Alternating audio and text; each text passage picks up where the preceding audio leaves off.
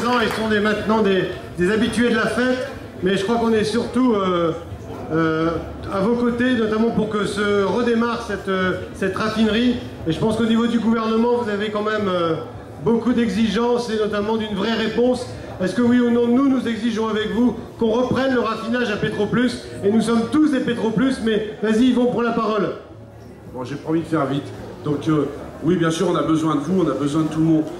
Un rappel rapide, nous on n'a plus de groupe, un super groupe en face, on avait Shell, j'ai travaillé 28 ans comme la plupart des camarades pour Shell, on a été vendu à Petroplus, quelques 3-4 ans après, ça a été très vite, le fin décembre, problème avec les banques au niveau du groupe, 20 janvier on est mis en vente, 23 janvier on est mis en liquidation, enfin en redressement, voilà la vitesse. Et il a fallu à chaque fois trouver les armes pour combattre par rapport à la situation.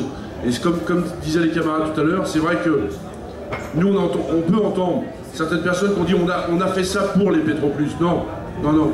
Même avec le meilleur avocat du monde, de toute façon, tous les autres, on les a amenés à travailler pour nous. Que ce soit le gouvernement de droite ou le gouvernement qui se dit de gauche. On les a amenés. On a refusé de rendre, les banques avaient nanti les stocks qu'il y avait dans nos bacs, plus de 200 millions d'euros. On a dit on ne rend pas les stocks, venez les chercher, on y mettra le feu. On a obligé, on a amené l'État, c'était quand même l'État, le gouvernement de droite, à passer une loi, la seule loi en France, enfin les avocats pourront me dire si c'est vrai, la seule loi qui a été passée en 4 jours, la loi dite Petroplus.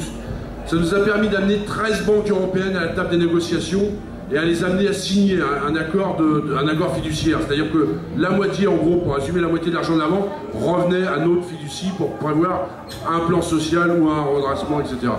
Ça, c'est une chose. On a amené Shell, notre ancien patron, à signer avec nous un contrat de processing de 6 mois.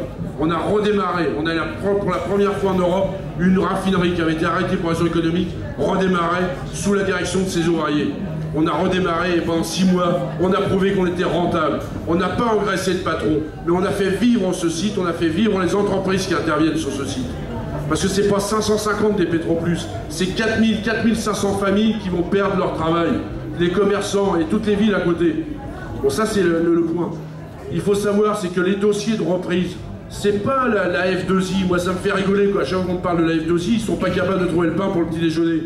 La F2I, c'est l'agence française qui va chercher à l'étranger des repreneurs pour les entreprises françaises. C'est du pipeau, ils ont rien trouvé. Ils devaient aller voir les Russes et tout, on n'a jamais vu de Russes. On n'a jamais eu le moindre contact avec eux.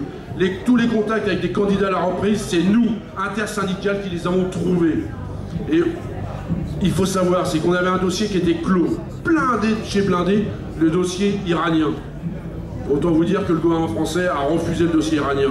Et ce dossier, en plus, je le dis devant les camarades de PSA, les Iraniens, c'est par rapport à l'argent iranien qui ne pouvait plus circuler, l'argent bloqué ici, dans une entreprise pétrolière. Ils proposaient de rembourser la dette qu'il y avait à PSA, c'est-à-dire 320 millions, la rembourser la dette à Renault, à Doux, et d'acheter la raffinerie. Voilà ce qu'ils proposaient. Le gouvernement français a refusé. Aujourd'hui, malgré tout ce qui a été fait, le gouvernement français qui se dit de gauche nous fait un silence radio énorme. Mais plus loin que le silence radio, c'est-à-dire qu'ils ont donné des consignes aux chiens de garde, c'est-à-dire les grands patrons de la presse, de ne plus parler du produit de Petroplus autrement que pour dire le dossier Petroplus est terminé. Ils ont eu ce qu'ils voulaient, un plan social. On n'a jamais demandé de plan social. C'est nous qui nous sommes battus pour avoir l'argent. C'est pas l'argent pour nous tuer. C'est l'argent pour repartir une main devant, une main derrière. Mais notre boulot, c'est de faire redémarrer cette raffinerie. On en est là. Et aujourd'hui, ils viennent nous dire, il n'y a pas de repreneur. Des dossiers, moi je travaille dessus, les copains travaillent dessus. Il y en a 4 actuellement. 4. Il y a le Libyen. Personne ne sait pourquoi ils n'en veulent pas du Libyen. Partout dans le monde, on dit le gouvernement français n'a jamais eu l'intention de céder la raffinerie à une société qui vient d'un pays émergent. Imaginez l'image qu'on donne de la France. Et partout, je vais le dire tout de suite, et ça va être Total, partout dans les pays producteurs de pétrole, partout ils disent Total est derrière ça. Et je ne dirai pas le contraire, parce que c'est vrai. Et partout ils disent, si Total est derrière ça, Total fera ses valises de notre pays. Si nos sociétés ne peuvent pas acheter, investir en France, Total n'a rien à faire chez nous. Alors attention Total. Donc aujourd'hui, voilà, je termine. On a ce qu'on demande aujourd'hui, on a vu Pierre Laurent et Jean-Luc Mélenchon hier, on a besoin, par rapport à le pire ennemi, mais pas que pour les Petroplus, pour tous les camarades qui luttent, le pire ennemi c'est le silence. Le silence, si on vous met le silence, on va vous étouffer dans le calme et on vous entendra plus. Là aujourd'hui, on veut, puisque le gouvernement français dit que les dossiers ne sont pas recevables pour l'État comme la France, eh ben on va faire un grand boom.